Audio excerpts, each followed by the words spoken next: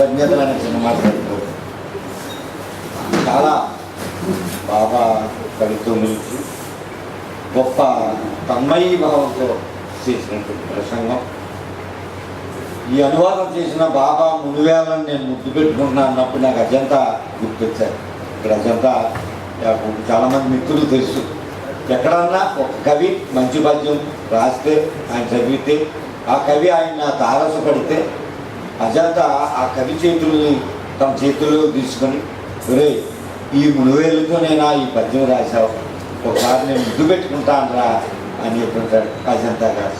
ఆయనతో రెడ్డి గారు బాగా పరిచయం, మాకు కొద్ది పరిచయం ఉంది. ఈరోజు సత్య శ్రీనివాస్ గారు ఉపన్యాసమైన ఉపన్యాసం ఇవన్నీ గుర్తొచ్చాయి.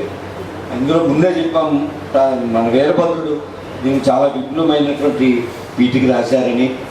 1916లో ఠాగూర్ రాసిన జపాన్ డైరీలో ఠాగూర్ హైకు గురించి చాలా విశ్లేషణ చేశాడు.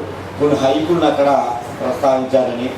అయితే అది తెలుగులో చేసిన రాయప్రోలు సుబ్బారావు ఆ హైకు ఉన్న భాగాన్ని ఆయన ఎందుకో కారణాంతరాల వల్ల విస్మరించాడు అనేటువంటి హైకుని నేను ఒక 2 వ్యాసాలు రాసిన సందర్భంలో ఠాగూర్ లీడర్ అనేటువంటి ఇంగ్లీష్ పుస్తకంలో ఆ జపాన్లో ఆయన చూసినటువంటి హైకు అందులో ఇంగ్లీష్లో ఇవ్వడం మీద దానికి నాసరెడ్డి గారు లేకపోతే మన ఇస్మాయిల్ ఇలాంటి వాళ్ళు చేశారు. ఠాగూర్ అనగానే తెలుగులో చలం గారు, లేకపోతే ఠాగూర్ని సదాబాలకుడన్న చెట్టు కవి ఇస్మాయిల్ గారు వేస్తారు. ఠాగూర్ ప్రభావం అంతవరకు ఉంది. ఇది 100 ఏళ్ళ కవిత్వం, 100 ఏళ్ళ పుస్తకం మన మధ్య ఈరోజు పుట్టినరోజు పండుగ చేసుకుంటుంది అని సత్య శ్రీనివాస్ గారు చెప్పారు. భద్రుడు ఎందుకన్నాడో ఇతన్ని సాధకుడు అని సత్య శ్రీనివాస్ ప్రసంగం విన్న తర్వాత భద్రుడు మరి సరిగానే అన్నాడని అనుకుంటున్నాం. తర్వాత ఈ సభకి ముగించే దశలో అధ్యక్షునిగా 2 ముక్కలు దీంట్లో చెప్పవలసింది.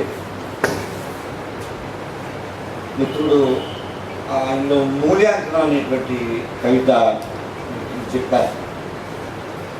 అంటే ఈ సాంకేతికతతో పాటు ఒక హ్యూమన్ ఎలిమెంట్ మన బాబా కవితలు మనకు కనపడతాం. వృద్ధ దంపతుల గురించి ఒక పోయం ఉంది, అది మనం చదివితే మనసు చాలా ఆశ్చర్యపోతుంది. మూల్యాంకనం పరీక్షల పేపర్లు దిద్దే దగ్గర ఇంకా చెప్పారు చాలామంది టీచర్స్. నాకు అలాంటి జీవితంలో అనేక సందర్భాలు తారసపడ్డాయి. మనం తీగని మధ్యలో ఎక్కడో మేము చాలా పేద కుటుంబం, మేము ఇది 10th లేకపోతే ఫెయిల్ అయిపోతే నేను మళ్ళీ వెళ్ళలేను, నాకు ఆత్మహత్య గతి, ఎలాగైనా మీరే కాపాడాలి, మీ బాధాలకు ఉన్నాను అని చెప్పేది ఒకటి. లేకపోతే మీరు నన్ను పాస్ చేయకపోతే దేవుడు మీకు ఏదో అపకారం చేస్తాడని శాపాలు పెట్టారు. ఇవన్నీ చూసాం. అంటే కవులు చాలామంది పేపర్లు దిద్దారు. మన నాగేశ్వరం శంకరం ఆ పేపర్లు దిద్దే క్రమంలో కవితా సంపుడు కూడా తీసుకొచ్చారు. మరి అలాంటి సంపుట్లో ఇలాంటి వస్తువు ఏమైనా ఉందో లేదో నాకు లేదు, కానీ బాబా దాన్ని బాగా పట్టుకున్నాడు. అదొకటి. ఈయన జువాలజీ జంతు శాస్త్రోపాధ్యాయుడు. ఇందులో కవిత ఉంది. ఆ బొద్దింకల్ని కప్పల్ని దాన్ని చేయడం. మనం ఇది వృక్షశాస్త్రం చదివితే కాండం నిలువు కోత, కాండం అడ్డకోత, దాని జార్గాన్ అంతా ఉంటుంది. అలాగే మంచి కవిత రాశాడు ఈయన. ఆ కప్పని ఆ కోత కోసి విద్యార్థులకి చెప్పేటప్పుడు వాళ్ళందరూ అడిగారట, ఏమంటే నీ చేతులు ఉణుకుతున్నాయని. అయ్యో ఉణుకుతున్నాయా అని ఆయన సర్దుకుని తన సాంబార్లో తిరిగి వాళ్ళు చేస్తున్నప్పుడు చూస్తే అంతమంది విద్యార్థుల చేతులు కూడా ఉణుకున్నాయి. అంటే కవిత్వం రాసిన చేతులతో కవి కప్పను పోయిపోయింది. అది ఒక గొప్ప మన కవి కాబట్టి ఆ ఫీల్ అయ్యాడు. లేకపోతే అది ఉత్తుదానమే మనకెందుకు అది చెయ్యాల్సిందే అలా అనుకుని ఉండడు. అది ఒక నేను నాకు చెప్పవలసింది. ఆ తర్వాత ఇందులో ఒక పొలిటికల్ పోయింగ్ కూడా ఉంది. ఎందుకో శివారెడ్డి గారి దృష్టి దాన్ని పడలేదు, ఆయన ఇచ్చినప్పుడు లేదు. కానీ ఏంటది అది మనం అందరం తెలిసిన దాని సందర్భం కూడా అనుకున్నాం. రాష్ట్ర విభజన నేపథ్యంలో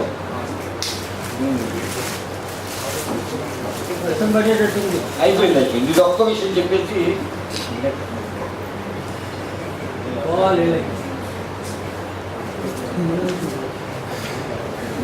ఈ విడిపోయిన తర్వాత అనేటువంటి కవి రాశాడు. కానీ ఈ నేపథ్యాలన్నీ కూడా మనకు తెలుసు. ఏంటంటే ఒక పాజిటివ్ థింకింగ్, ప్రత్యేక రాష్ట్రం అనేది తెలంగాణ అనేటువంటి ఒక ప్రజాస్వామికమైన హక్కు, ఒక డిమాండ్ అనేటువంటి దృక్పథంతో చూస్తూ, అలాగని మనం రెండు పక్షాల రెండు వైపులా కవులు కళాకారుల్ని వదులుకుంటామా పోగొట్టుకుంటామా అనేటువంటి ఒక ఆవేదన కూడా ఉంది. మధ్యలో చెప్తాను, ట్యాంక్ బండ్పై అతిశయంతో అటు ఇటు తిరిగిన ఆంధ్రతేజాలు, గదర్ అన్న పాట, కేసీఆర్ అన్న మాట, కాళోజీ, ఆశారాజు, అక్షరు, స్కైబాబా, గోరటి వెంకన్నల జ్ఞాపకాల్ని ఎలా చెరుపుకోవాలి, అయినా ఎందుకు చెరుపుకోవాలి, నీ తప్పేముంది, నీకేం కావాలో ముందు నుంచి స్పష్టంగా చెబుతున్నావు అనేటువంటి ఒక పాజిటివ్ థింకింగ్. ఈ ఉద్యమం రావడానికి, డిమాండ్ రావడానికి అక్కడ వాళ్ళు కూడా ప్రధాన కారణం అనేటువంటిది ఉంది. మరి ఏమన్నా ఆంధ్రప్రదేశ్లో కవులు దీని మీద ఎలా స్పందిస్తారో బాబా సమీక్షలోని అక్కడ వస్తుంది. అంటే ఇన్ని విషయాలు, ఒక సాంకేతికత, ఒక గొప్ప ఊహా సాహిత్యము, ఒక మానవానికి, ఈ మానవత్వానికి సంబంధించినవి, ఇవన్నీ కూడా మరి బాబా కవితలు ఉన్నాయి.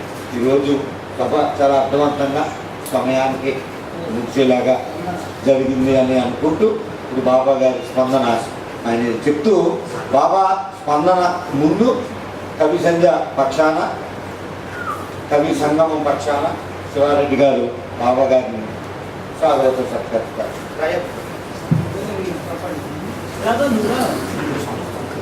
Gracias.